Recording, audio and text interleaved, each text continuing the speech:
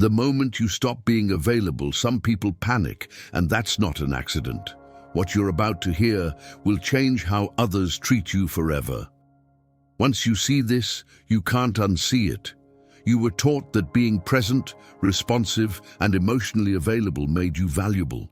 That if you answered fast, explained yourself, and stayed accessible, you'd be loved, respected, and chosen. But here's the uncomfortable truth most people never tell you. Constant availability doesn't create connection. It creates control. And the more available you are, the easier you become to manage, drain, and replace.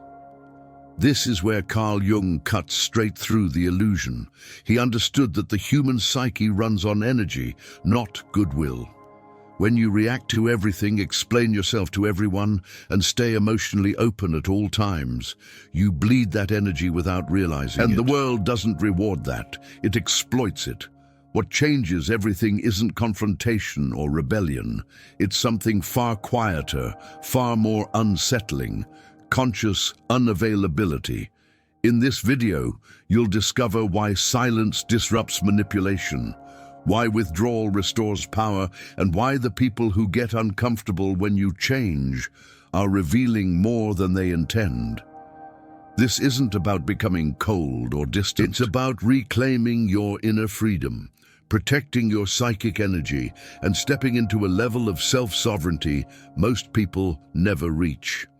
And once you understand this, the way you relate to others and to yourself will never be the same. Let's start with something most people never notice until it's too late. Power doesn't announce itself. It doesn't shout, explain, or beg. It shifts the moment you choose silence over reaction. When you stop being instantly available, something subtle but irreversible happens. You step out of the emotional noise and reclaim self-sovereignty. Silence isn't empty, it's loaded. It's like removing the batteries from a device that's been draining you for years. Suddenly, the constant buzzing stops. People who were used to your quick replies, your emotional labor, your predictable availability, feel it immediately. And here's the uncomfortable truth. The ones who panic were never responding to you, only to your reactions. That's where boundaries are born, not through confrontation, but through absence. Think of silence like gravity. You don't see it, but everything rearranges itself around it. When you pull back, others lean in. When you stop explaining, they start guessing, and guessing makes people uneasy. Why? Because predictability is comfort, and comfort is control. The moment you interrupt that pattern, manipulation loses oxygen. You're no longer the emotional vending machine they press for reassurance, validation, or relief. And notice this. When you don't rush to respond, you're not being rude, you're being intentional. You're conserving psychic energy instead of handing it out like free samples at a mall. This is how inner freedom begins, not dramatically, but decisively. Here's a simple, practical example you can test this week. The next time someone sends a message that triggers urgency, pause. Don't ghost. Just don't react immediately. Breathe. Go for a short walk. Let the impulse pass. What you'll feel is fascinating. Anxiety at first, maybe guilt. That's conditioning talking. The old persona that learned love equals availability. But then comes clarity. You realize most messages aren't emergencies. Most conflicts don't require instant resolution. And most people aren't offended by your silence. They're unsettled by the loss of access. That distinction matters. Silence isn't withdrawal from life. It's withdrawal from unconscious participation. Silence also exposes projection in real time. When you stop reacting, people fill the gap with their own assumptions. They accuse, interpret, dramatize. And in doing so, they reveal their inner world, not yours. This is why unavailability feels threatening. It acts like a mirror without distortion. The calmer you remain, the louder their inner noise becomes. That's not cruelty, that's psychology. You're not attacking anyone. You're simply no longer cushioning their emotions with your own energy. And yes, some will call this cold or distant. That's the price of stepping out of roles that benefited others more than they benefited you. Understand this deeply. Silence is not the end of connection, it's the filter. What survives your unavailability is real. What collapses was built on access, not respect. When you choose silence, you're not closing doors. You're locking the ones that never led anywhere meaningful. This is how you stop being managed by emotional triggers and start directing your life from the inside out. But once you taste this shift, another question naturally arises, almost quietly.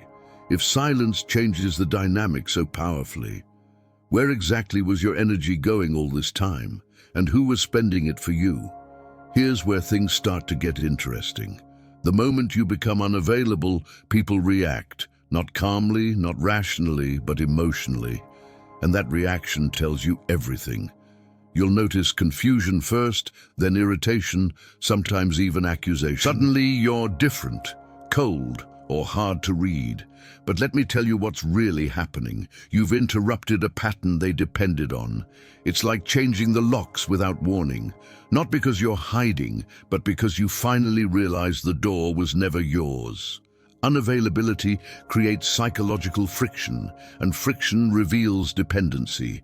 That's why the shift feels dramatic even when your actions are quiet. Think of it like this. When a light has always been on, no one appreciates it.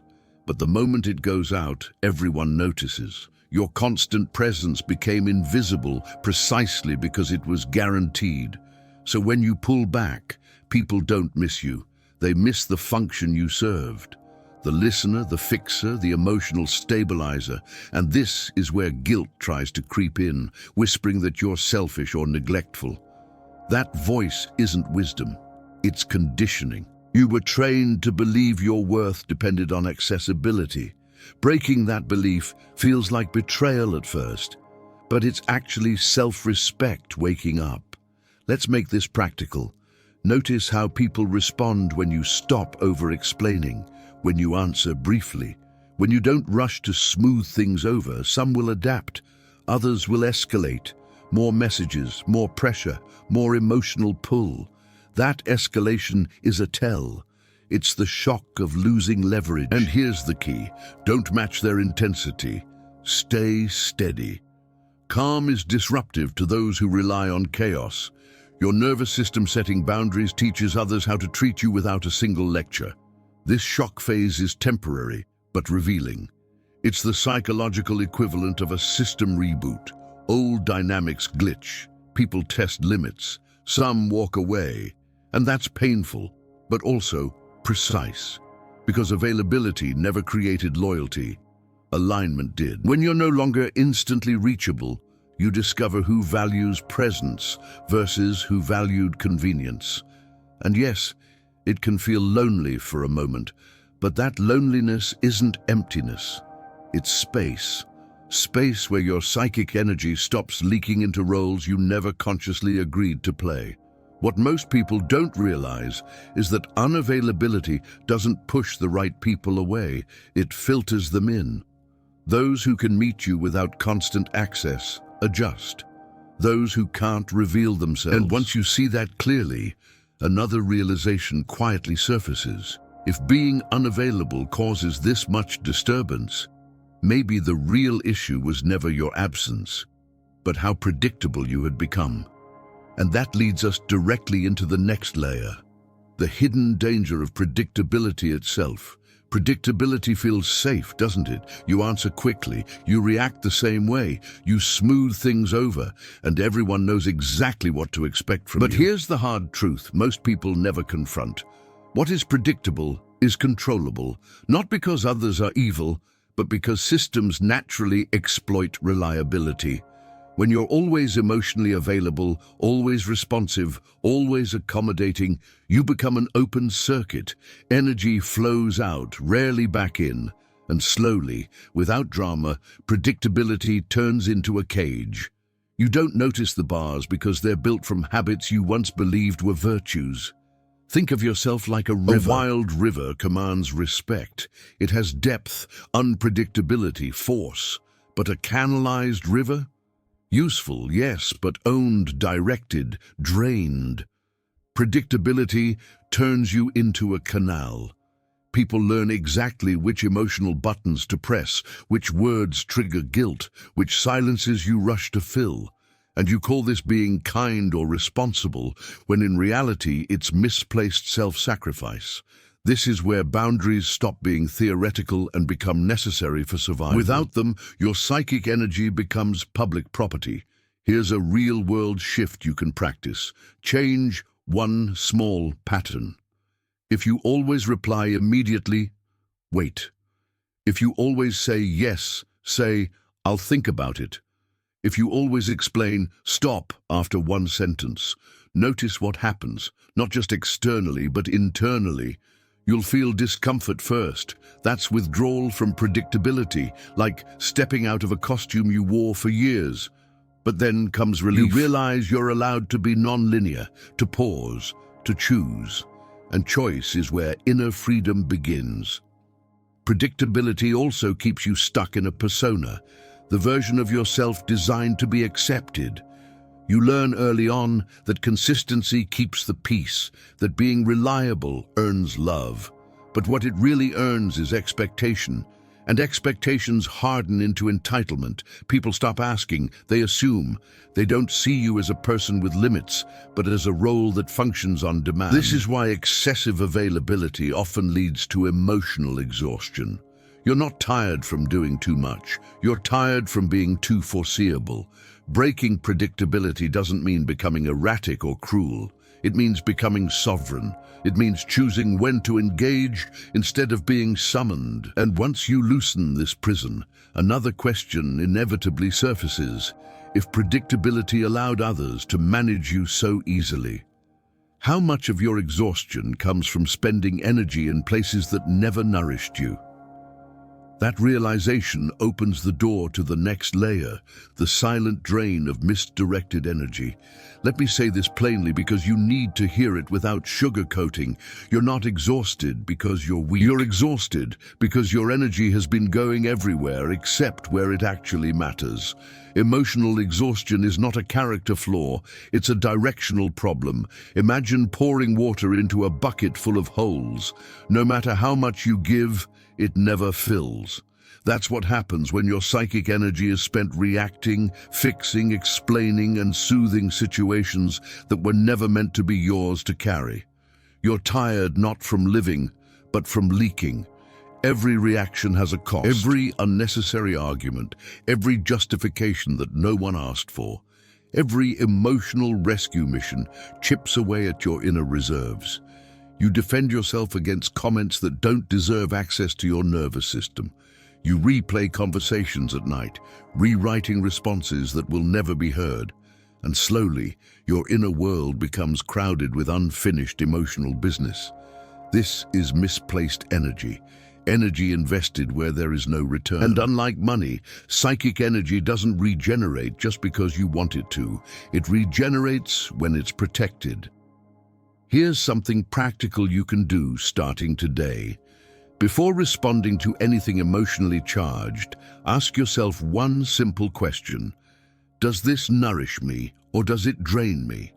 If it drains you, pause. Delay your response. Take a walk. Write your thoughts in a note instead of sending them. Most impulses fade when not fed. You realize how often you were reacting out of habit, not necessity. This is how boundaries stop being abstract ideas and become lived behavior, quiet, firm, and deeply grounding. People who live drained often blame themselves. They think they're too sensitive, too emotional, too intense. But sensitivity isn't the issue, misdirection is. A powerful engine burns out if it's forced to idle all day. Your emotional depth was meant for creation, connection, and growth, not constant defense. When your energy is scattered, you become vulnerable, and vulnerability without awareness turns into exposure. This is why emotionally exhausted people attract opportunists. Not because they're naive, but because their reserves are visible to those who know how to look. Once you begin reclaiming your energy, something shifts almost immediately. Your presence changes. You speak less, but with more weight. You react less, but with more intention. And that's when a deeper layer starts to reveal itself.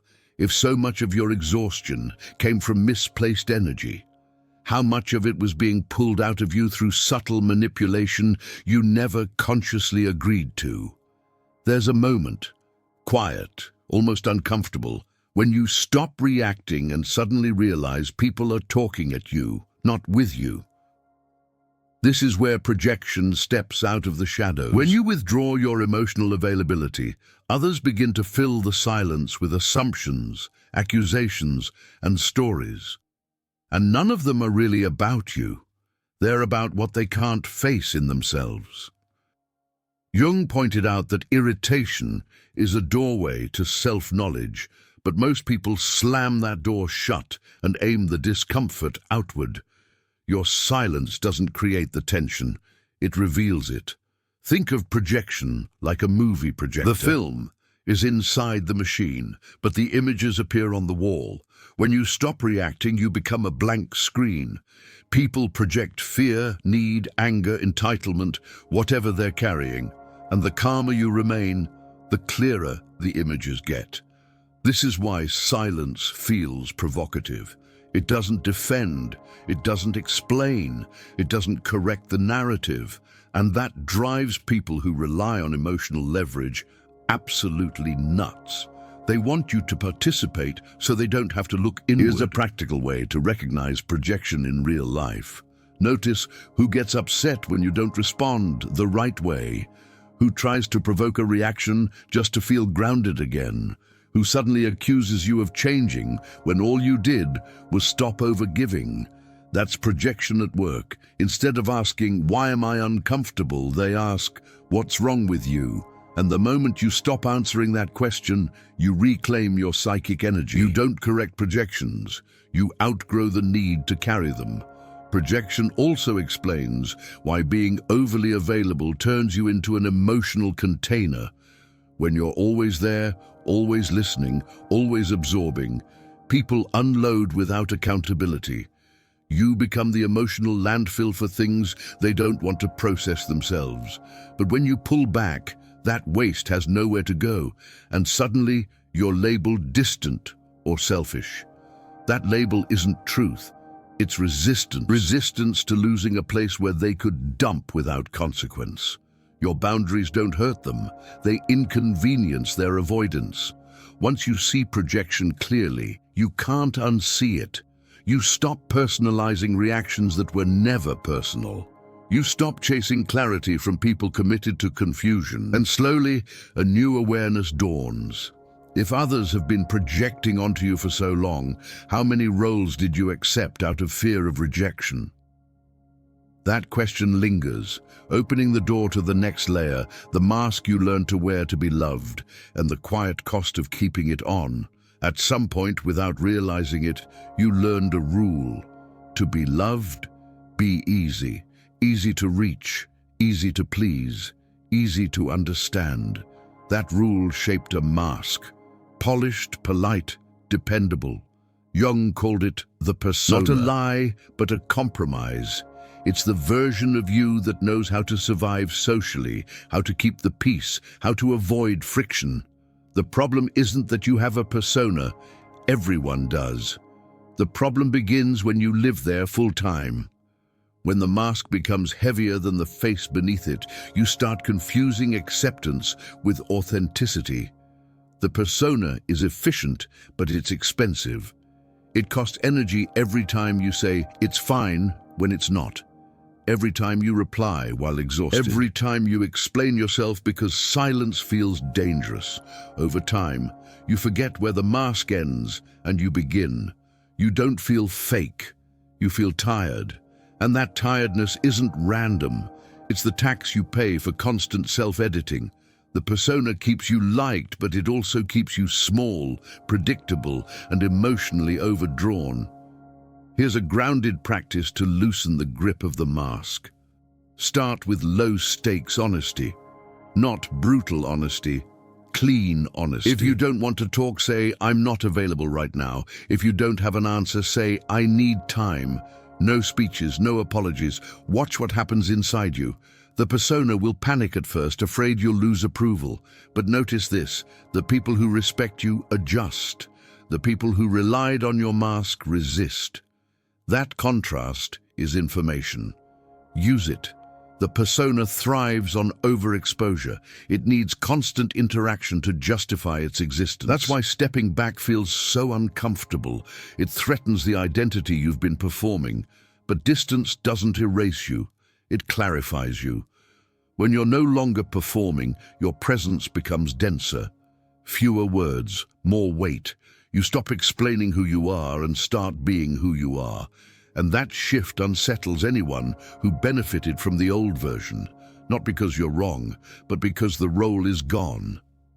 As the mask loosens, something deeper stirs. You begin to feel how much energy you were spending just to maintain an image.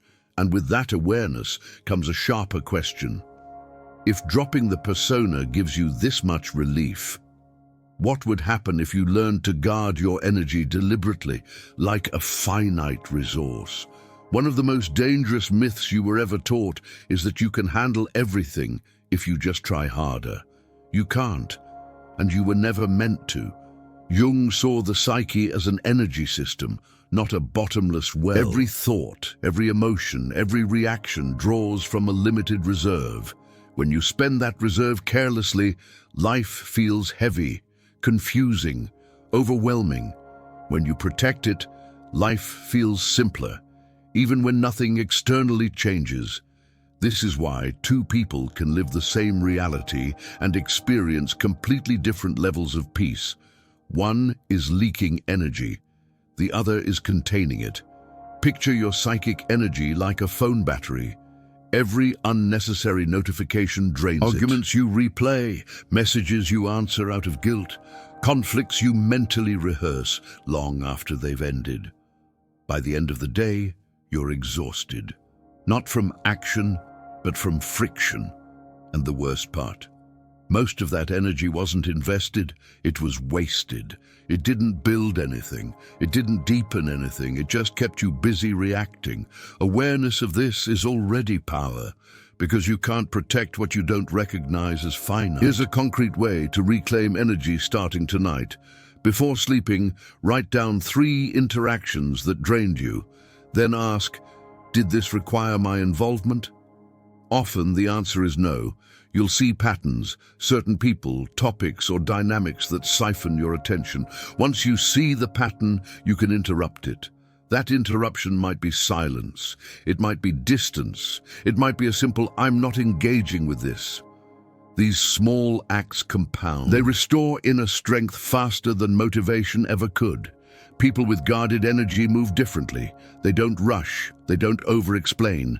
They don't feel the urge to fix everything, and because of that, they appear calm, grounded, almost untouchable. This isn't arrogance, it's containment. Jung believed a healthy psyche keeps energy within the system long enough for transformation to occur. When energy is constantly discharged through reaction, nothing integrates. You stay busy, but you don't grow. Stillness, on the other hand, allows your inner world to reorganize itself. As you begin to contain your energy, you'll notice something unsettling and empowering at the same time. Certain people become uncomfortable around you. They feel the shift. They sense they can't access you the way they used to. And that leads to a deeper realization. Some dynamics in your life were never relationships, but extraction points. Silence terrifies manipulators for one simple reason. It breaks their feedback loop. Control doesn't need force, it needs response. When you reply, justify, defend, or explain, the loop stays alive. When you go quiet, the circuit opens. Suddenly, there's no traction, no leverage, no emotional grip. This is why some people escalate when you withdraw. More messages, sharper tones, guilt-laced narratives. They're not seeking understanding, they're seeking re-entry. And your silence denies them access without a single confrontation. Think of manipulation like fishing with bait. Your reactions are the hook. Anger, guilt, urgency, fear, each one carefully chosen. Silence removes the bait from the water. The manipulator keeps casting, confused, irritated, exposed. And here's the part most people miss. Manipulative behavior isn't always conscious or malicious. Often it's habitual. People repeat what works. When your reactions stop working, the habit collapses. That collapse looks like drama on the surface, but underneath it's panic. The panic of losing control over a familiar dynamic. Try this in a real situation. The next time someone pushes you into an emotional corner, demands an explanation, pressures you to react, respond with neutrality or not at all. A calm, "I'm not engaging with this," is enough. Then stop. Watch how the tone changes. You'll notice attempts to provoke, accusations, urgency, even praise. That's the system scrambling. Stay steady. Silence isn't passive here. It's strategic. You're choosing sovereignty over reactivity, containment over chaos. Jung spoke about projection as a way people avoid confronting their own shadow. When you stop reacting, you stop absorbing their projections, and that forces them to sit with what they've been avoiding. Your silence becomes a mirror they didn't ask for. This is why unavailability feels like rejection to those who relied on you as an emotional buffer. They weren't interacting with you, they were outsourcing regulation. When you step back, they have to self-regulate. Not everyone knows how, not everyone wants to learn. As you hold your silence, something important happens inside you. You realize how little effort it actually takes to dismantle control. No speeches, no drama, just restraint. And that realization leads naturally to the next layer. If silence can disarm manipulation so effectively, what happens when silence becomes a way of life? Not avoidance, but mastery. Silence, when chosen consciously, isn't absence. It's presence condensed. It's the difference between leaving the room in fear and standing still in authority. Most people talk to fill space, to manage anxiety, to regain control. You choose silence to see. And the moment you stop reacting, your awareness sharpens. Patterns appear. Motives surface. You begin to notice who needs noise to feel powerful and who can sit calmly without feeding on your attention. This is where inner freedom takes its first real breath, quietly, without applause. Think of conscious silence like stepping above a chessboard. While others argue over pieces, you see the whole game. Words keep you inside the drama. Silence lifts you out of it. That's why silence feels threatening. It changes the rules. When you speak, you're still negotiating. When you're silent, you're observing. And observation is dangerous to dysfunctional dynamics. It exposes repetition, reveals manipulation, and shows you how often people rely on your reactions to maintain their sense of self. Silence gives you leverage without aggression. Here's a practical way to cultivate this power. The next time you feel pulled into an emotional exchange, count to 10 before responding, or choose not to respond at all. Notice what happens in your body. The urge to speak will surge, then fade. That fading is mastery. Over time, you'll realize you don't lose influence by saying less, you gain it. Your words start to carry weight because they're no longer automatic. You're not withholding, you're selecting. And selection is a form of respect for your own energy. Jung understood that individuation requires distance from the collective noise. You can't hear your own voice while constantly echoing others. Silence creates an inner clearing where your values reorganize themselves. You stop needing to prove, justify, or defend. And paradoxically, people begin to listen more closely when you do speak. Silence trains others how to approach you. It says, without words, access is earned, not assumed. As silence becomes natural rather than forced, a deeper shift begins. You're no longer using it as a tactic. It becomes a state, calm, observant, grounded. And from that state, a final question emerges, quietly but insistently. If silence can dismantle manipulation and restore power, what kind of life becomes possible when you rebuild yourself from that inner stillness? There's a moment after you stop being available when the noise finally dies down, and what remains feels unsettling. It's quiet, too quiet. This is where most people panic and run back to old patterns. But if you stay, if you don't rush to fill the silence, something profound begins to happen. That discomfort isn't emptiness, it's detox. You're no longer numbing yourself with constant interaction. You're meeting yourself without witnesses. And that meeting feels strange because it's probably the first honest one in years. Loneliness at this stage isn't abandonment, it's separation. Think of it like stepping out of a crowded room after loud music. At first, your ears ring. You wonder if something's wrong.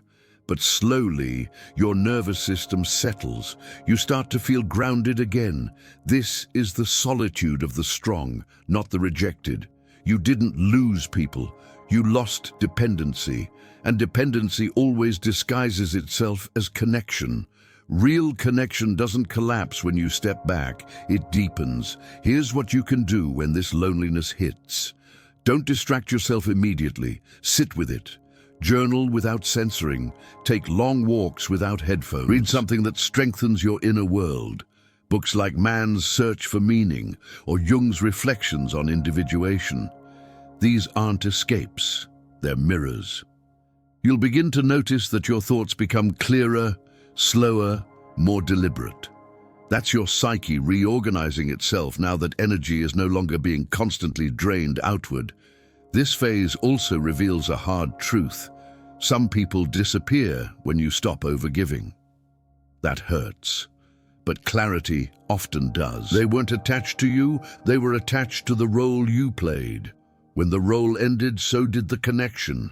And while that can sting, it also frees enormous psychic space. Space where self-sovereignty grows. Space where you stop asking to be chosen and start choosing yourself, without guilt, without drama. As this new inner solidity forms, you realize something quietly radical. You're no longer afraid of being misunderstood. You don't need everyone's approval to feel real. You've crossed a threshold. And standing there, grounded in your own presence, another realization begins to unfold. This isn't the end of the journey. It's the beginning of a life shaped from the inside out, where availability is a choice, not a compulsion. Now comes the part that actually matters. Everything you've just absorbed means nothing if it stays only in your head. Insight without action is just another way the mind entertains itself. So here's the real invitation. Start small, but start today. Delay a response. Choose silence where you once explained yourself. Walk away from a discussion that drains your psychic energy. Protect your time like it's sacred, because it is. Each of these choices is a quiet declaration of self-sovereignty. Understand this deeply. You are not punishing anyone by becoming unavailable. You are teaching the world how to treat you. And yes, some people will resist. Some will accuse you of changing. Some will disappear. Let them. As Carl Jung understood, every process of individuation requires separation from the collective. You cannot become whole while constantly fragmenting yourself for others. The discomfort you feel now is not loss. It's recalibration. So ask yourself honestly, who has been living off your reactions? Where have you been spending energy that never comes back? What would your life look like if you chose peace over approval? If this message stirred something in you, don't ignore it. That stirring is awareness waking up. Write in the comments, I choose my peace. Make it public. Anchor the decision. And if you want to keep learning how to protect your energy, set boundaries without guilt, and build a life rooted in inner freedom, subscribe to Mind's Silent Echo and turn on notifications. This path isn't popular, but it's powerful. And once you step onto it, there's no going back.